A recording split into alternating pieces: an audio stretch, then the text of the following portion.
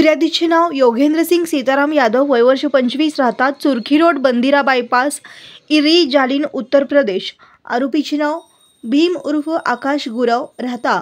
अभिमान श्रीनगर, सोलापूर। यात हकीकत अशी की वरील वेळी व ठिकाणी येथील फिर्यादी व फिर्यादीचा भाऊ विशाल असे पाणीपुरी व चायनीज खाद्यपदार्थ विक्री करत होते। 7 वाजण्याच्या सुमारास फिर्यादीच्या भेळगाड्याजवळ नमूद आरोपी हा तेथे येऊन तेथे धंदा करायचा असेल तर महिन्याला 3000 रुपये द्यावे लागतील, नाहीतर तुम्हाला येथे धंदा करू देणार नाही असे म्हणाला असता आम्ही त्यास पैसे देण्यास नकार दिल्यानंतर त्याने मैं इधर का दादा हूँ, तुमको इधर धंदा करना है तो पैसे देना ही होगा असे म्हणून फिर्यादीची गच्ची पकडून